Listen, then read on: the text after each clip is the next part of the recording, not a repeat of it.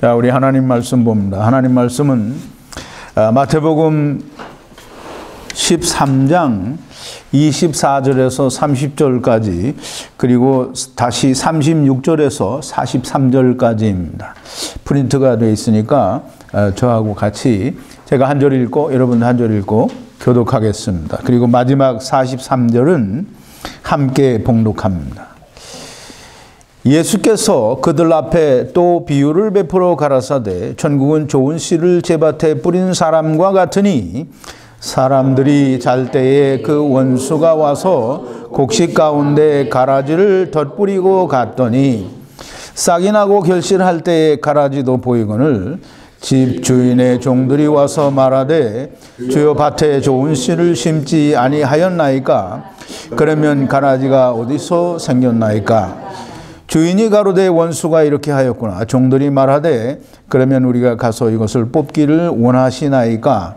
주인이 가로되 가만두어라. 가라지를 뽑다가 곡식까지 뽑을까 염려하노라. 둘 다 추수 때까지 함께 자라게 두어라. 추수 때에 내가 추수꾼에게 말하기를 가라지는 먼저 거두어 불사르게 단으로 묶고 곡식은 무안의 곡간에 넣으라 하리라. 이에 예수께서 무리를 떠나 집에 들어가시니 제자들이 나와 가로되 밭의 가라지 비유를 우리에게 설명하여 주소서. 대답하여 가라사대 좋은 씨를 뿌리는 이는 인자요 밭은 세상이요 좋은 씨는 천국의 아들들이요 가라지는 악한 자의 아들들이요. 가라지를 심은 원수는 마귀요 추수 때는 세상의 끝이요 추수꾼들은 천사들이니 그런즉 가라지를 거두어 불에 사르는 것 같이 세상 끝에도 그러하리라. 인자가 천사들을 보내리니 저희가 그 나라에서 모든 넘어지게 하는 것과 또 불법을 행하는 자들을 거두어내어 풀무불에 던져 넣으리니 거기서 울며 이를 갈미 있으리라. 그때의 의인들은 자기 아버지의 나라에서 해와 같이 빛나리라. 귀 있는 자는 들으라. 아멘. 우리 잠깐 기도하겠습니다. 거룩하신 여호와 아버지 하나님, 비유로 말씀하시기는 들을 수 있는 귀를 가진 자들에게는 들려서 하나님의 비밀이 깨달아지게 하시고 들을 귀 없는 자들에게는 하나님의 말씀에 그 감추어진 하나님의 뜻을 알지 못하게 하려 하심이라 말씀하셨습니다. 그러하오나 오늘 하나님께 간절히 바라옵고 원하옵기는 또 간구하고 기도하옵는 것은 저희들에게 성령을 물붓듯이 부어주시고 또 하늘로부터 내리는 신령한 지혜와 명철과 총명을 물붓듯이 부어주셔서 우리가 하나님의 말씀을 읽고 묵상하고 또 배울 때에 우리가 다 온전하게 이해가 되고 또 깨달아지고 믿어지고 우리 안에 기록이 되어져서 생명이 되는 역사가 있게 하여 주시옵소서. 오늘 우리 로고스 교회 성도들 뿐만이 아니라 또 동영상을 통하여 하나님의 말씀을 사모하는 수없이 많은 하나님의 사랑하는 자녀들에게 우리의 형제 자매들에게도 동일한 은혜로 함께하여 주셔서 하나님의 말씀이 온전히 들려지고 이해되어지고 깨달아지고 믿어지고 또 가슴에 심령 속에 기록이 되어져서 저들에게도 생명이 되고 더 나아가서는 많은 사람들에게 생명의 빛을 발하는 자들이 다 되어지게 하여 주시옵소서. 예수님의 이름으로 기도하옵나이다. 아멘. 이제까지 비유를 꽤 많이 했는데 성경에 나와 있는 모든 비유 중에 한 절반 정도를 한 것 같아요. 근데 이제 그 중에는 되게 길게 설명을 해야 되는 것도 있고 짧게 묶어서 한꺼번에 해야 될 것도 있고 그래요. 근데 어쨌든 이제 한 절반 정도를 한 것 같은데 앞으로도 계속 비유에 대해서 비유가 다 끝날 때까지 비유를 계속 공부를 하겠습니다. 비유는 사람들이 풀면 뭐 수수께끼를 푸는 것 같은 그런 느낌이 들어서 그런지 많은 사람들이 비유를 풀고 또 비유에 대해서 설명을 합니다. 특별히 또 이 알곡과 가라지, 즉 알곡과 쭉정이의 비유는 이제 마태복음 3장 12절에서 세례 요한이 알곡과 쭉정이에 대해서 얘기를 하는데 이 쭉정이와 알곡은 저 가라지는 뭐 단어는 서로 다릅니다. 그런데 비유에서 나타내는 말씀은 거의 같은 거라고 보면 됩니다. 이 알곡과 가라지의 비유를 우리는 너무나 잘 압니다. 왜냐하면 교회에서 또 얼마나 많은 사람들이 이 비유를 설명하고 말하는지 모릅니다. 그래서 대표적인 교회의 해석이 교회 생활에 열심이고 또 신앙생활에 열심이고 또 신앙생활을 잘하는 것 같은 사람들을 비유해서 알곡이다라고 이렇게 말합니다. 또 교회는 다니지만 대충 일주일에 한 번 저희들이 말하는 주일 대예배 한 번 참석하고 그 다음에 이제 다른 뭐 수요 예배나 무슨 다른 금요 뭐 성경 공부나 어떤 기도회 모임 이런 거는 별로 가지 않고 또 교회의 어떤 행사에 그렇게 열심히 또는 참석하지 않는 사람들을 비유해서 가라지다라고 그렇게 말합니다. 그리고 교회에 열심히지 않아도 교회 다니면서도 남들이 볼 때 다 이 사람은 교회 다니는 사람이 왜 이따구로 생활을 하느냐라는 그런 말을 듣는 사람들을 가리켜서 가라지라고 그렇게 말을 합니다. 이런 해석이 정말 대표적인 해석이고 또 모든 물론 그렇지 않은 사람들도 분명히 있기는 있습니다. 그런데 거의 모든 그 알곡과 가라지에 대한 설명과 설교가 이렇게 천편일률적으로 그런 모양새를 가지고 설명을 합니다. 근데 이런 해석을 따르는 알곡과 가라지의 설명은 누구의 관점에서 그렇게 알곡과 가라지를 지금 제가 설명을 드린 대로 그렇게 보는 걸까요? 누구의 관점에서? 사람들의, 즉 목사들이나 아니면 교회의 다른 성도들이 자기들이 말하는 그 성도라고 하는 사람들이 보는 눈에 이 사람은 알곡이고 이 사람은 가라지다라는 그런 생각을 갖고 말을 하는 거예요. 근데 이제 우리가 알곡과 가라지는 뭔가, 이제 알곡은 우리말로 하니까 알찬 곡식이다 뭐 이런 것 같죠. 근데 이 알곡이라는 말은 그냥 밀이에요. 밀, wheat, 밀인데 뭐 특별한 여기에 대한 의미는 없어요. 그러니까 이 밀도 그러니까 말하자면 온전한 밀, 그러니까 우리말에 콩 심은 데 콩 나고 팥 심은 데 팥 난다고 그러죠. 그러니까 콩이 콩이고 팥이 팥일 수밖에 없는 그런 밀이 그냥 우리가 볼 때 온전한 밀인 것이 알곡인 거예요. 근데 가라지는 뭐냐 하면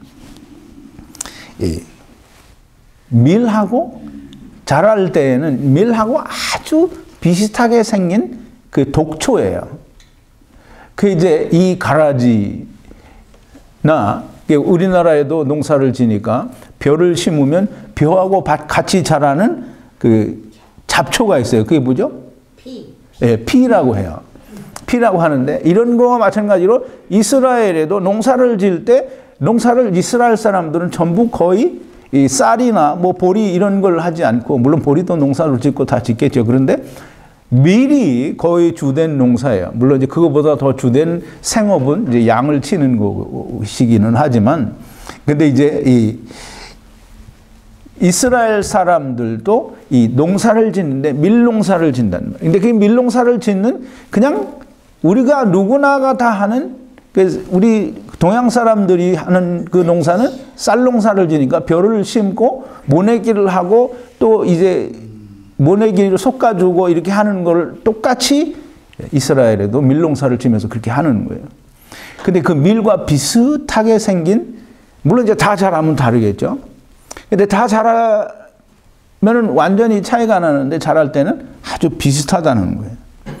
그래서 이 가라지를 혹시 아론에서 뽑다가 이 본래의 좋은 씨인, 원래 밀인, 참 밀도 같이 뽑을 것 같으니까 이제 그 좋은 씨를 뿌린 주인이 종들이 이걸 우리가 뽑아내기를 원하느냐 그러니까 그냥 내버려 두라는 거예요. 언제까지? 추수 때까지. 그래서 추수 때가 되면 가라지를 거두어서 불사르도록 묻고 알곡은 거두어서 곡간 안에 들인다라는 거예요. 자, 이제 우리가 사람들이 농사를 지면서 농사 짓는 어떤 일반적인 이 일을 비유로 예수님께서 우리에게 또는 그때 당시에 바리새인들과 서기관들 또는 제자들에게 아니면 하나님의 말씀을 듣기를 원하는 모든 사람들에게 비유로 말씀을 하시는 거예요. 그러니까 이 알곡과 가라지에는 주님이 말씀하시고자 하는 다른 사람들이 알지 못하는 숨은 뜻이 있다는 거예요. 이제 우리가 그걸 아는 것이 비유를 잘 풀어내는 거예요. 그런데 이제 예수님께서 말씀하시는, 즉 하나님이 말씀하시는 알곡과 가라지의 비유에 대해서 좀 알아보자 이 말이에요. 알곡과 가라지에 숨겨져 있는 예수님께서 말씀하시고자 하는 참 뜻은 무엇인가 우리가 좀 생각을 해보자고요. 이제 우리 36절서부터 보면 이 알곡과 가라지에 대한 설명을 예수님께서 하셔요. 좋은 씨를 뿌리는 자가 누구래요? 여기 꼭 대답을 하면 대답을 앞서서 여기에 본문에 나와 있는 대로 하면 좋은 씨를 뿌리는 자는 누구래요? 하나님? 그러니까 여기 성경을 뭐라고 했냐고요? 의인이요? 좋은 씨를 뿌리는 자는 36절에 한번 봐요. 예, 이 37절에 나와 있네. 예수님이 대답하여 가라사대 좋은 씨를 뿌리는 자는 하나님이요, 좋은 씨를 뿌리는 자는 예수님. 여기 뭐라고 했냐고요? 인자. 인자라잖아요. 인자. 인자가 누구예요? 예수님. 인자가 하나님이에요? 예수님. 누가 하나님이라고 그랬어요? 졸리세요? 인자는 예수님이, 예수 그리스도가 인자예요. 자, 이제 그 인자가 예수 그리스도고, 그러면 이제 이 좋은 씨가 뿌려지는 밭은 세상이에요. 이 세상에 예수님이 좋은 씨를 뿌려요. 그러니까 예수님이 와서 뿌리는 건 뭐예요? 이제 예수님이 오셔서 예수님이 뿌리시는 좋은 씨는 뭐냐면 하나님의 말씀이에요. 이게 하나님의 말씀은 다른 말로 또 뭐라고 할 수 있어요? 하나님 말씀 뭐죠? 네, 생명이고 영생이고 뭐 다 이렇게 얘기를 하는데, 예, 하나님의 말씀은 예수 그리스도예요. 즉 예수 그리스도께서 말씀이래. 그 말씀이 육신이 되어 우리 가운데 거하심에 하나님의 진리와 은혜가 충만하더라 그랬어요. 말씀이 육신이 돼요. 그러면 하나님의 말씀은 예수 그리스도예요. 이게 예수 그리스도께서 오셔서 세상에 뿌린 좋은 씨가 뭐냐면 하나님의 말씀이고 자기를 뿌리신 거예요. 예수 그리스도를 세상에 뿌렸어요. 예수 그리스도를 어떻게 세상에 뿌렸냐면 십자가에서 죽으심으로 말미암아 천하만민에게 하나님의 말씀을 다 골고루 나눠줬어요. 그게 좋은 씨를 뿌리는 거예요. 그럼 이제 우리 좋은 씨는 곧 하나님의 말씀인데, 하나님의 말씀은 말씀이 육신이 되어 우리 가운데 거하심에라고 하셨으니까 말씀은 곧 예수 그리스도예요. 이 예수 그리스도가 뭐냐 하면, 예수 그리스도는 창세기 3장 16절에서부터 하나님께서, 물론 이제 창세 전에 이미 예수 그리스도를 예정하셨어요. 그리스도 안에서 하나님을 떠난 모든 자들을 다시 부르실 것을 창세 전에 이미 예정하시고 작정하셨지만은 성경을 통하여 우리에게 보여주시는 제일 첫 번째 하나님의 약속이 뭐냐면 창세기 3장 16절에 여자의 후손을 약속하셨어요. 그 여자의 후손을 약속하셔서 모든 사람들이 이 약속을 바라보고 이 약속을 하나님은 계속해서 선지자들과 또 하나님의 사람들에게 이 약속을 꾸준히 끊임없이 나타내고 보여줘요. 아브라함에게 보여준 것이 이삭을 제사로 드리라고 하고, 또 내 씨로 말미암아 천하만민이 구원을 얻겠다고 하고, 이 아브라함에게 끊임없이 보여주고, 또 그 후손들에게도, 또 이스라엘 백성들에게도 끊임없이 이 예수 그리스도를 다윗의 후손이라고 하고, 또 하나님의 아들이라고 하고, 그 선지자라고 하고, 끊임없이 약속을 이야기를 해요. 그럼 그 약속을 이야기할 때마다 이 하나님의 사람들이 또는 이스라엘 백성들이 그것을 어떻게 해요? 약속을 어떻게 해요? 뭐 약속을 하나님이 약속을 해줬어요. 그럼 약속을 받아요. 그러면 약속을 믿어요. 그럼 그 약속을 바라보는 거예요. 멀리서 그것이 이루어질 거다라고 하는 걸 바라보는 거예요. 그게 이제 그 약속을 믿는 믿음인데, 그 믿음은 그거예요. 그래서 이제 이 하나님이 약속하신 약속이 장차에 이루어질 것을 바라보고 그걸 믿는 거예요. 그게 믿음이에요. 그게 약속을 믿는 거예요. 이스라엘 백성들이 하나님이 약속하실 때마다 믿어요. 그런데 시간이 지나면 그 약속을 안 믿어요. 그러니까 지멋대로 하는 거예요. 근데 이제 이스라엘의 그 아브라함이나 모든 믿음의 조상들이 그것을 멀리서 바라보고 그거를 기다리고 그걸 환영했다고 했어요. 히브리서에 나오자 그걸 환영하는 거예요. 그래서 그 믿음을 멀리서 바라보는 그 약속이 이루어질 것을 그 믿는 믿음이 곧 누구냐면 예수 그리스도예요. 그 약속이 뭐냐 그러면 약속이 예수 그리스도를 주겠다라는 거예요. 그러면 그 약속을 믿는 믿음은 예수 그리스도예요. 그럼 그리스도가 오시면 뭐가 오는 거예요?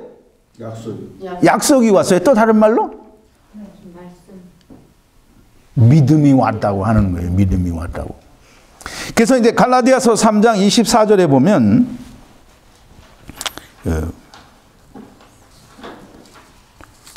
왜 프린트가 없지?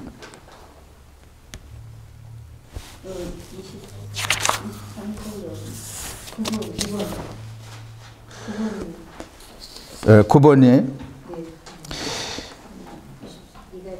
이같이 율법이 우리를 그리스도에게로 인도하는 몽학 선생이 되어 우리로 하여금 믿음으로 말미암아 의롭다함을 얻게 하려 함이니라 그랬어요. 그러면 이제 그리스도에게로 인도하는데 이 그리스도가 온 것이 믿음이 왔다라고 갈라디아서에서 사도 바울은 그렇게 설명을 해요.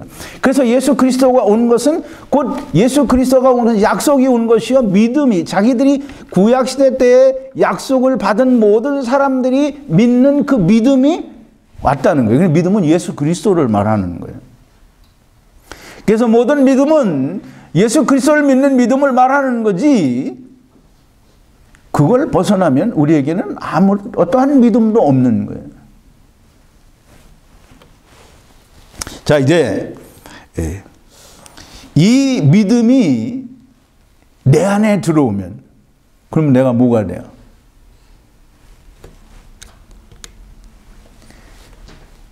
그냥 어려운 걸 물어보는 게 아닌데 믿음이 내 안에 들어오면 내가 뭐가 돼요?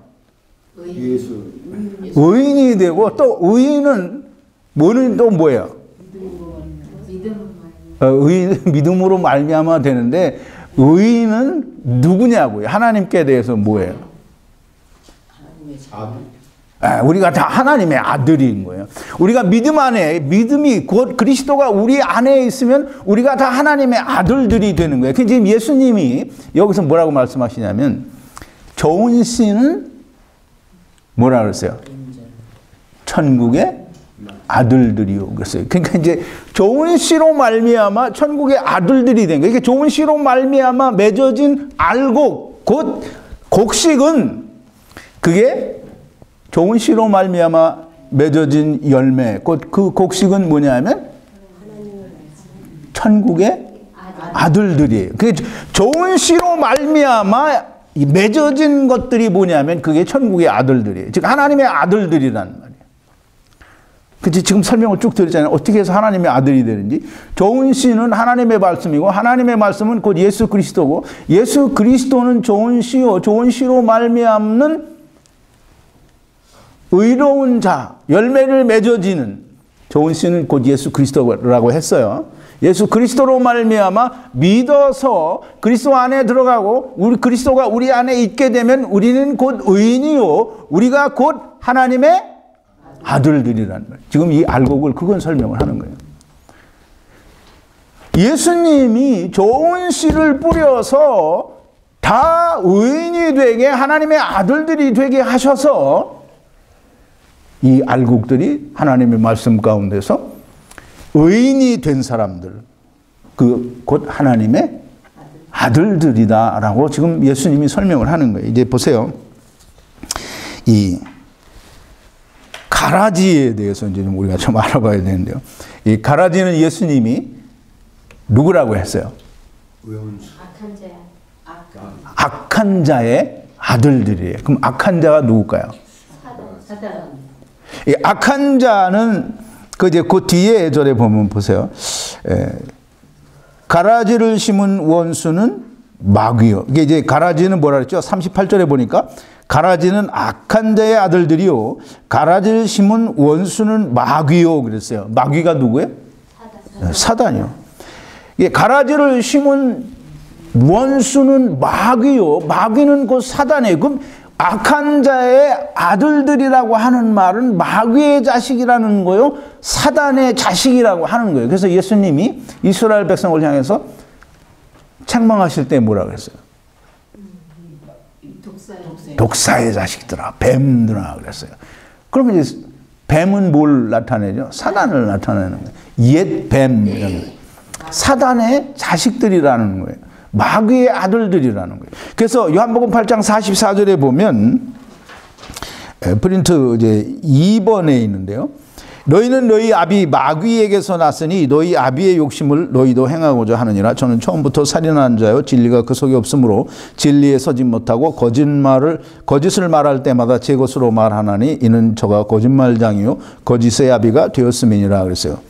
이스라엘 백성들에게 너희는 너희 아비 마귀에게서 나타나는 거예요. 마귀는 누구예요? 사단에게서 나타나는 거예요. 그러면 이 이스라엘이 마귀의 자식이면 그러면 이방인들은 하나님의 자식이에요? 이방인들도 똑같이 마귀의 자식인 거예요. 그럼 이제 마귀의 자식, 사단의 자식이 언제 됐어요? 이게 어떤 사건으로 말미암아 마귀의 자식이 됐어요?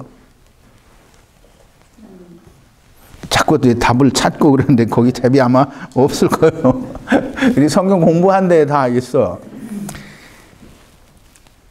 사단이 하와를 거짓으로 꾀일 때 선악을 알게 하는 나무 열매를 먹었어요. 그걸 먹는 순간 이게 다 마귀의 자식이 된 거예요. 이제 이 마귀는 즉 사단은 하와를 꼬일 때 하나님의 말씀으로 꼬였어요? 아니면 거짓말로 꼬였어요? 하나님 말씀. 거짓말. 하나님 말씀으로 꼬였어요? 거짓말. 이제 아직도 졸리신가 봐. 졸리시면 안 돼. 잠에서 깨세요. 사단은 하나님이 먹으면 죽는다고 했는데 죽지 않는다는 거예요. 그리고 하나님처럼 된다고 하는 이게 선악을 알게 하는 나무 열매를 먹으면 하나님은 너희가 정령 죽으리라고 했는데 죽지도 않고 하나님처럼 된다는 거예요. 이게 하나님의 말씀을 왜곡해서 거짓말로 하와를 속인 거예요. 꾀인 거예요. 그러니까 이 사단의 말을 이게 제가 설명을 했죠. 인자의 살과 피를 먹고 마신다라는 말은 곧 예수 그리스도를 믿는다라는 말과 같은 거예요. 그러니까 선악을 알게 하는 나무 열매를 먹으면 죽지도 않고 하나님처럼 된다라고 하는 말을 하와가 그 열매를 먹었다라는 말은 사단의 말을 믿었다는 거예요. 즉 믿었다라는 말은 나도 이렇게 죽지도 않고 하나님처럼 될 수 있다라고 생각했다는 거예요. 그래서 그 말을 먹고 자란 것이 악한 자의 아들들이요. 그것이 곧 뭐겠어요? 오늘 본문에 의하면? 그걸 먹고 자란 놈들이 누구냐고. 가라지란 말이에요. 가라지. 근데 이 가라지들이 지금 예수님께서 말씀하시기를 이미 예수님은 알곡과 가라지가 함께 있는 걸 알아요. 천사들이 보고 종들이 이제 보고 이거 좋은 씨를 심었는데 왜 가라지가 났습니까? 이거 우리가 뽑을까요? 그랬더니 예수님이 뭐라 했어요? 그냥 놔두라는 거예요. 가라지 뽑다가 알곡도 뽑히면 안 되니까 그냥 두라는 거예요. 그래서 같이 세상에 있을 동안에는 알곡과 가라지가 같이 있을 수밖에 없어요. 그 알곡과 가라지는 교회, 사람들이 말하는 교회 안에만 있는 게 아니고 세상에는 알곡과 가라지가 있는데 그것이 교회 안에도 똑같이 그렇게 있는 거예요. 그러니까 교회 안에 알곡이 몇이나 있고 가라지는 얼마나 있는지 그건 우리가 알 수가 없을까요? 알 수 있어요. 알 수 있죠? 예, 알 수 있어요. 알 수 있는데 그냥 교회 다니는 사람들은 다 알곡이 누군지 가라지가 누군지 다 모른다고 해요. 몰라요. 왜 뭐라 그런지 알아요? 하나님이 판단하실 일이라고 그래요. 하나님이 판단하실 일은 하나님 말씀이 없기 때문에 판단할 수 없는 거예요. 하나님 말씀이 내 안에 있고 내가 그리스도 안에, 그리스도가 내 안에 그러면 알곡도 가라지도 판단할 수 있어요. 분별할 수 있다는 거예요. 아, 내가 이 하나님 말씀으로 너는 죄인이니까 심판받아라라고 정죄하지는 않지만 그러나 이 하나님 말씀 안에 있다, 그렇지 않다라는 걸 우리가 분별할 수 있다라는 거예요. 자, 이제 알곡과 가라지, 곧 쭉정이는 세상에 있을 동안에는 함께 있도록 허락이 되었고 하나님께서 그 때를 기다리세요. 그럼 그 때는 언젠가? 그 때가 무슨 때예요? 언제예요? 오늘 본문에서 뭐라 그래요? 그 때를 무슨 때라고 그래요? 추수 때라고 그래요. 추수 때. 추수 때는 예수님이 그 때를 언제라고 그래요? 세상 끝이라고 그래요. 그럼 세상 끝에는 뭐가 있죠? 심판이. 심판이 있어요. 그럼 이 세상 끝에 심판 때를 추수 때라고 하는 거예요. 추수 때는 이 가라지를 먼저 다 거두어서 다 거두어내요. 먼저 거두어내서 어디 풀무불에 집어넣는다는 거예요. 근데 이제 심판하시는 날까지 예수님께서는, 즉 하나님께서는 이 가라지들에 대해서 참고 기다리세요. 참고 기다리시고 마지막 때에, 추수 때에 천사들이 와서 그 가라지들을 거두어서 풀무불에, 이 풀무불은 요한계시록 20장 13절, 14절, 15절에 나오는 사망과 모든 그것이 다 풀무불에 던져지게 돼요. 이 풀무불은 이제 불못이라고 하고, 이제 우리가 흔히 알기를 지옥이라고 그렇게 알고 있는데, 자, 이제 이 추수 때에, 심판 때에, 마지막 때에 가라지를 골라낸다고 얘기를 하세요. 근데 그 가라지가 뭐냐 하면, 그냥 우리가 지금 알고 있는 대로 가라지는 어떤 곡식처럼 생겨먹은 못된 잡초를 지금 걷어내는 게 아니라 추수 때에는 인자가, 예수님이, 심판주로 오시는 예수님이 거두어내는 가라지가 어떤 자들이라고 하는 것을 오늘 본문에서 설명을 해요. 그게 뭐냐면 41절이에요. 40절에 보면 그런즉 가라지를 거두어 불에 사르는 것 같이 세상 끝에도 그러하리라. 그럼 이제 세상 끝에 심판 때에 이 가라지를 다 거두어낸다는 거예요. 그런데 그 거두어내는 가라지들이 어떤 것이냐면, 인자가 그 천사들을 보내리니 저희가 그 나라에서 모든 넘어지게 하는 것과 또 불법을 행하는 자들을 거두어내요. 그래서 이제 보세요. 이 거두어내는 게 어떤 걸 거두어낸대요? 아니, 그러니까 여기 지금 읽은 41절에 있는 거예요. 넘어지고 불법을 행하는 자들. 예, 넘어지는 것과 불법을 행하는 자들을 거두어낸다는 거예요. 그럼 이제 거두어내는 게 딱 두 가지 종류의 사람들이 있는데 그게 가라지예요. 그게 뭐냐면 실족하게 하는 것, 즉 넘어지게 하는 것과 불법을 행하는 자들, 이게 두 가지 종류가 가라지예요. 이제 많은 사람들이 알곡과 가라지를 설명하면서 알곡은 뭐다, 가라지는 뭐다라고 열심히 설명을 해도 지금 예수님이 말씀하시는 가라지는 딱 두 가지 종류밖에 없어요.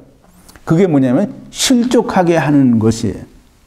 실족하게 하는 것은 넘어지게 한다라는 말과 실족해 한다라는 말은 같은 말인데 같은 단어를 썼어요. 우리 지난번에 공부를 했죠. 겨자씨만한 믿음이 그 믿음을 공부할 때 얘기했어요. 누가복음 17장 1절부터 6절까지 있는 말씀인데요. 제가 1절부터 3절까지만 프린트를 했는데요. 4번이에요. 예수께서 제자들에게 이르시되 실족해 하는 것이 없을 수는 없으나 있게 하는 자에게는 화로다.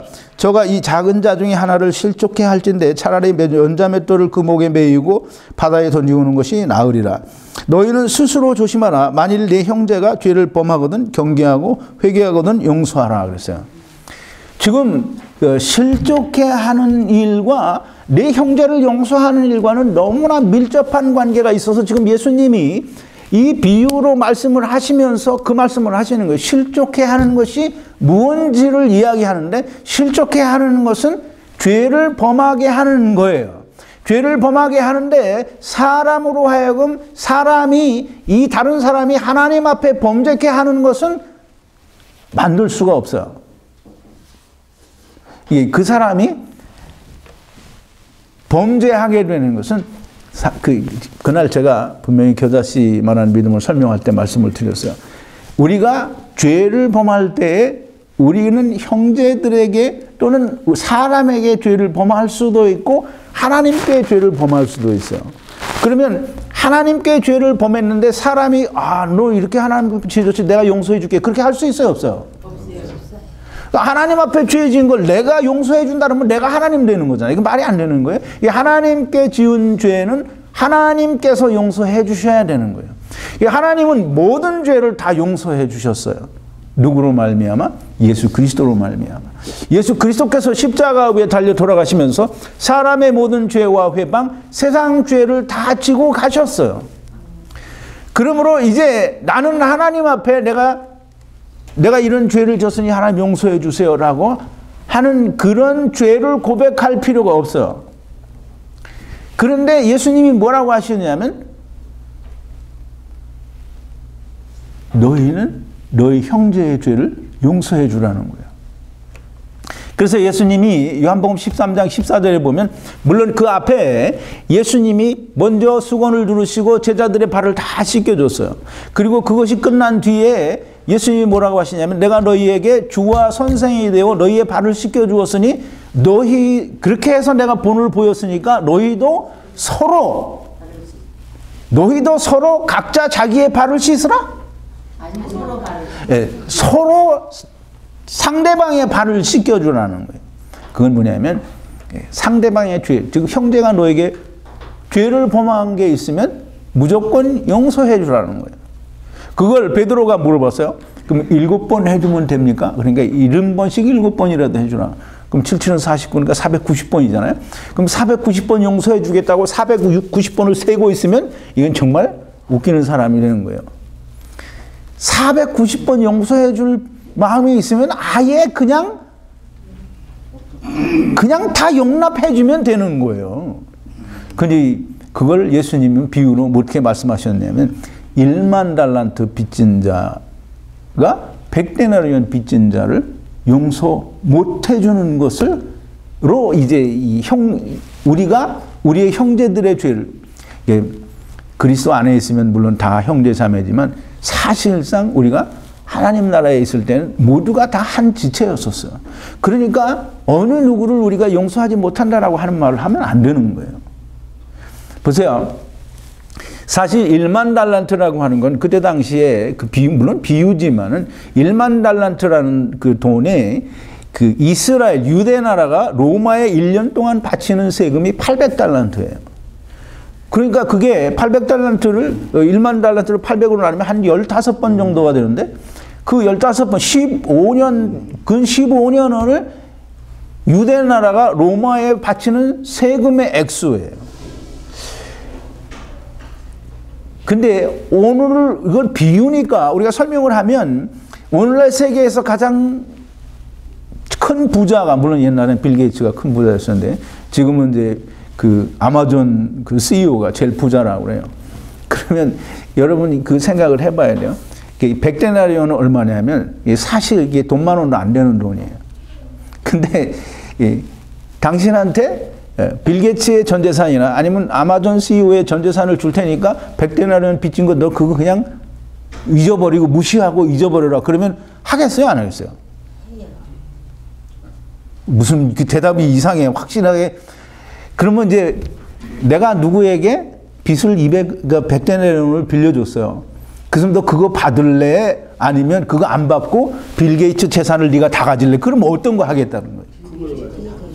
아니 그 빌 게이츠 재산 필요 없으니까 난 이 100데나리온을 꼭 받아야 되겠다. 그렇게 하겠어요? 아니요. 그렇게 하면 안 돼요. 그냥 안 돼요? 등신 중에 상등신이지.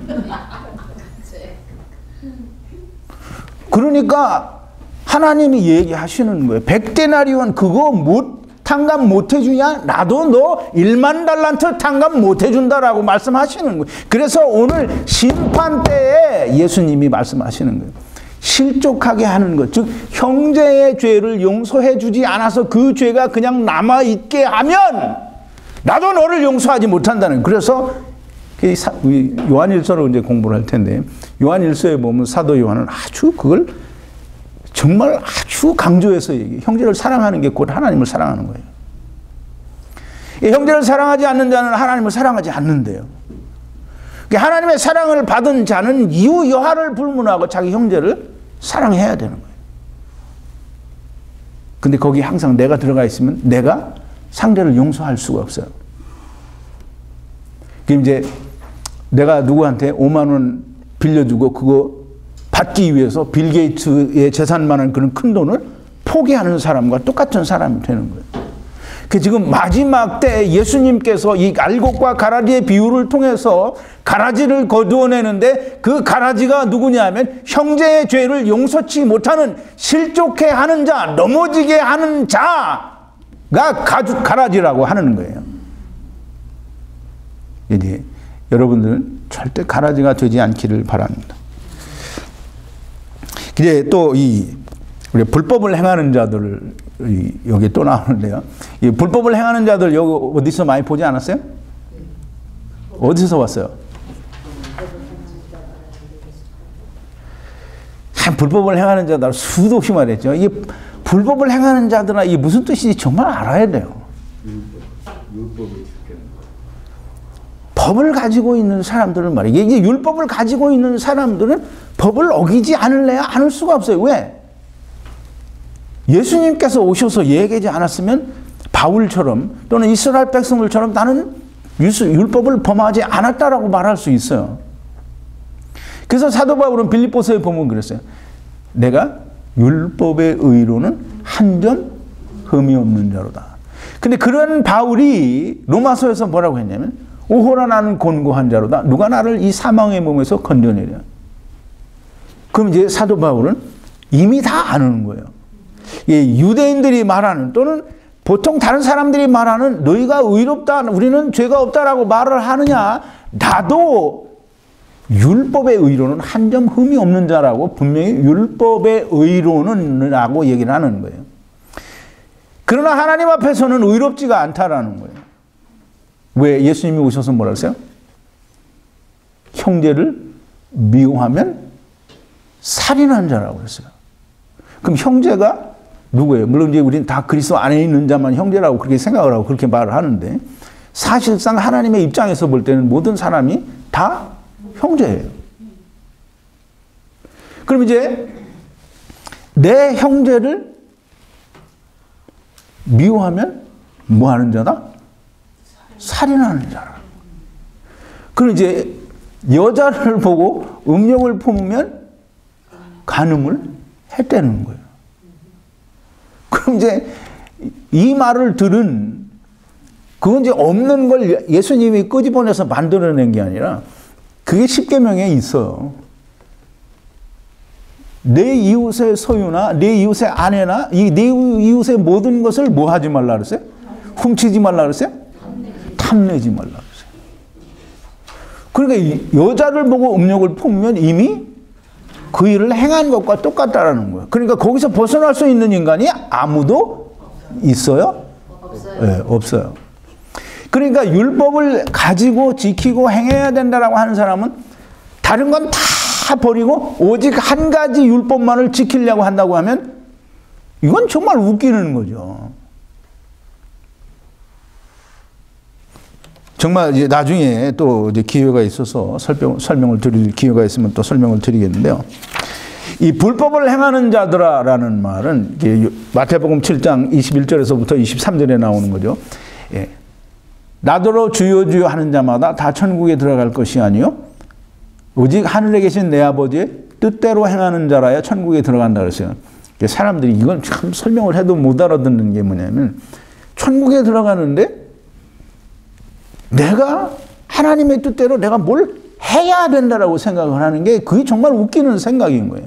하나님의 뜻대로 내가 할 수 있는 건 한 가지밖에 없어요. 하나님께서 나에게 뭘 하라고 하시냐면 너는 내가 한 걸 그냥 믿으라는 거예요. 그거 내가 할 수 있는 거예요. 그게 뭐냐면 하늘에 계신 내 아버지의 뜻은 뭐냐면 아들을 보고 믿는 자마다 영생을 얻는 거예요. 그 이제 천국에 들어가는데 내가 뭘 해서 들어간다라고 생각을 하면 그건 이미 이제 틀린 거예요. 상관이 없는 거예요. 천국에는 예수 그리스도를 믿는 믿음으로만 의로워지고 믿음으로만 의로워져서 믿음으로만 하나님의 아들이 되고 그 아들만이 하나님 나라에 들어갈 수 있는 거예요. 근데 다른 사람들이 다 뭐냐면 주여 내가 주의 이름으로 선지자 노릇하고 귀신도 쫓아내고 큰 권능도 행하지 아니하였나이까. 근데 예수님이 뭐래요? 난 너희를 모른다는 거예요. 난 너희를 도무지 모른다는 거예요. 불법을 행하는 자들아 내게서 떠나가라. 그럼 이제 예수 그리스도를 믿는다는 게 뭐냐면 예수님을 그냥 내가 무슨 옛날 노인들이 어떤 큰 나무 밑에 가서 돌 던지고 거기에 뭘 놓고 모셔놓고 비는 거나 우리의 그 옛날 어머니들이 정한수 떠놓고 비는 것처럼 이렇게 빌어서 그것이 이루어질 줄로 믿는 그런 게 믿음이 아니고 예수 그리스도께서 우리를 위하여 십자가 위에서 세상 죄를 사람의 모든 죄와 회방을 다 지고 가셨다라고 하는 걸 믿는 것이 육신을 쫓지 않고 영을 쫓아 행하는 것이요 그게 믿음인 거예요. 그것으로 말미암아 내가 의로워지는 것이 곧 믿음이요 그게 의로워지는 것이요 곧 하나님의 아들이 되는 것이고 불법을 행한다라는 말은 이제 우리가 그걸 잘 이해를 해야 돼. 율법을 지킨다라는 말은 사람들은 그냥 율법에 나와 있는 어떤 규칙 그 세칙들 하나하나를 지키는 걸 율법을 지키는 거라고 생각을 하는데 율법은 우리가 지켜서 뭐 하는 거예요? 율법을 열심히 지켜서 사람들 유대인들이 율법을 열심히 지켜서 뭐가 됐어요? 자기들이 의인이 됐어요. 그러니까 율법을 여러분들이 잘 생각해 보세요. 율법은 뭐 우리 로고스 교인들은 다 알지만 이 밴드 회원들도 다 아시고 예수 삼교회 사람들도 다 알아요. 물론 모르는 사람도 그 중에는 몇이 있을지는 모르지만 다 알아요. 그리고 우리 동영상 보시는 모든 구독자들도 다 아시리라고 믿습니다. 율법은 내가 나를 행하고 지켜서 의롭게 되려고 하는 것이 그게 율법을 지키는 거예요. 즉 다시 말해서 이스라엘의 율법의 조항 규칙을 규례들을 다 지키는 것도 율법을 지키는 거지만 내가 하나님 앞에서 내가 나를 정결케 하고 나를 성화시켜서 하나님 앞에 그래도 조금은 내가 더 의롭게 떳떳하게 되어야 되겠다라고 내가 이만큼은 하나님 앞에 해야 되지 않겠느냐라고 생각하는 그것이 율법을 지키는 거예요. 그럼 이제 율법은 내가 하나님 없이 내 힘으로 의롭게 되려고 하는 게 그게 율법을 지키는 거예요. 이 하나님께서 이스라엘에게 율법을 주실 때 이스라엘에게 하나님께서 율법을 주시면서 너희는 깨달으라는 거예요. 이게 너희가 본래 하나님의 나라에서 하나님의 나라를 떠나고 세상에 온 이유가 하나님 없이 너희들의 힘으로 하나님처럼 되어보겠다라고 했기 때문에 그래서 너희가 세상에 오게 되었다라는 것을 율법 안에 담아둔 거예요. 그래서 그 율법은 니네들이 하나님을 떠난 이유가 이거다라고 하는 걸 말해주는 거예요. 그래서 율법을 열심히 행하는 건 하나님을 떠난 상태를 내가 하나님을 떠난 것을 자꾸 행하는 거예요. 그런데 그걸 자꾸 행하는 건 뭐냐면 나는 하나님께 돌아가지 않겠다는 거예요. 왜? 내가 여전히 내 힘으로 의로워질 수, 나를 깨끗하게 정결케 할 수 있다라는 거예요.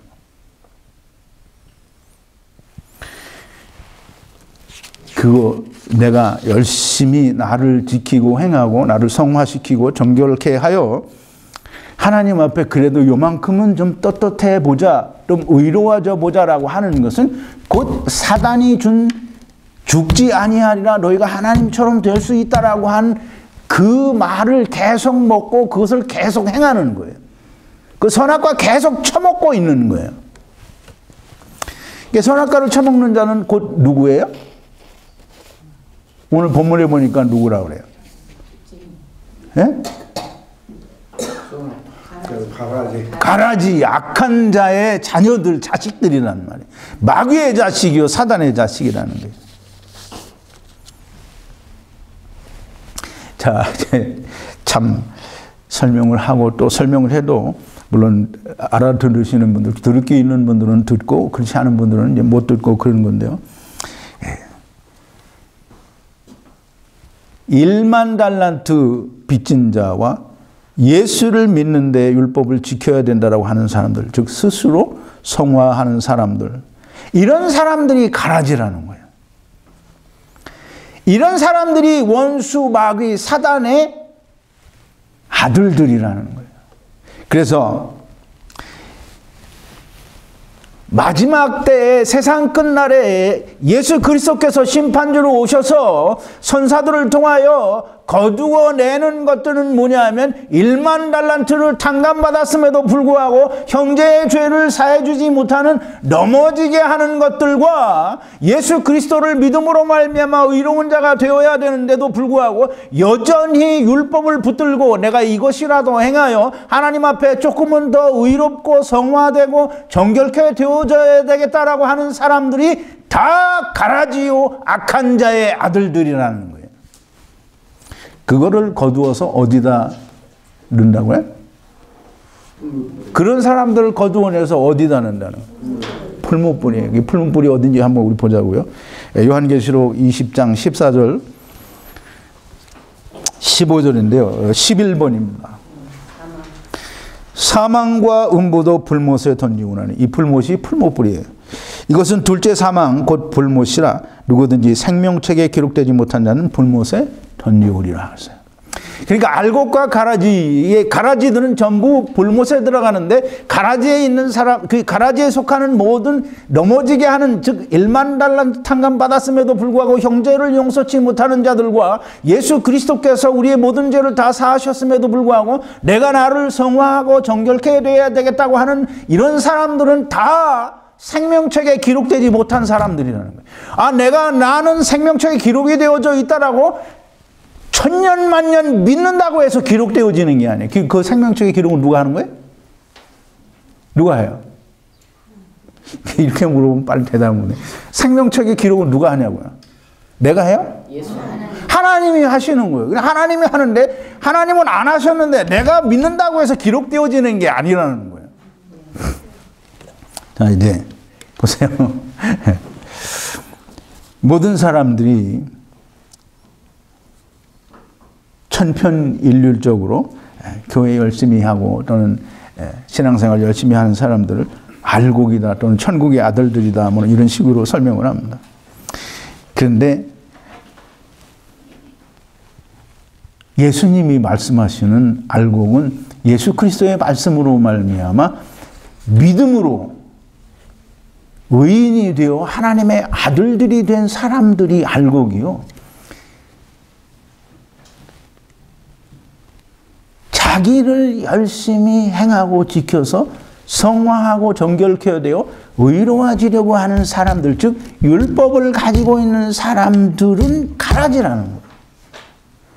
이제 이 성경을 제가 참 수도 없이 벌써 이제 참 꽤 여러 해를 제가 말씀을 전하는데 이 성경은 보면 볼수록 이 성경에 무슨 얘기를 하냐? 율법으로는 안 되고 예수 그리스도를 믿는 믿음으로 된다는 얘기를 하는 거예요. 그러니까 율법으로 안 된다라고 하는 것을 모세를 통해서도 보여주었고 이스라엘을 통해서도 이스라엘이 율법을 가지고 멸망한 걸 보여주고 율법을 붙들고 있으면 너희들이 이렇게 멸망한다라고 하는데 예수 그리스도가 오셔서 다 이루어 주셨음에도 불구하고 율법을 붙들고 있으면 이건 그냥 가라진 거예요. 그러니까 어디로 가요? 풀무불에 가는 거예요. 그럼 이렇게 가라지들의 풀무불에서 울며 이를 갈미 있으리라 그래요. 이게 참 되게 웃기죠. 풀무불에 들어가면 없어져야 되는데 다 타서 없어져야 되는데 거기서 울며 이를 갈미 있대요. 이거 생각해보면 너무 잔인한 거 아니에요, 그죠? 굉장히 풀무불에 가면 되겠어요, 안 되겠어요? 마가복음에 보면 그렇게 얘기하죠. 구더기도 타지 않는다는. 그 이제 풀무불에서는 없어지지가 않아요. 그냥 거기서 울며 이를 간대요. 근데 이제 그때에 넘어지게 하는 것과 실족해 하는 것, 즉 형제들의 죄를 사하지 못한 1만 달란트 탕감받은 자들과 율법을 가진 자들이 불문불에서 울며 이를 갈고 있을 때에 그때에 의인들은 어디 있대요? 거기 43절에 나오죠. 그때의 의인들은 좋은 시로 말미암아 알곡이 된 곧 하나님의 아들들이 된 사람들은 자기 아버지의 나라에서 그랬어요. 해와 같이 빛나리라. 귀 있는 자는 들으라. 여러분, 예수님이 귀 있는 자는, 여기서 귀 있는 자는 들을 귀 있는 자를 말해요. 들을 귀 있는 자는 들으라. 그럼 들을 귀 없는 자도 있다는 거잖아요. 그러니까 여러분들은 들을 귀 있는 자가 이제 되었습니다. 이게 들을 귀 있는 자가 되었고, 이 알곡과 가라지를 지금 예수님께서 말씀해 주신 대로 우리가 잘 지금 설명을 드렸고 받았고, 이제 여러분들이 이해하고 그걸 믿고 가슴에 심령에 새기는 것은 하나님이 여러분들에게 해주시는 거예요.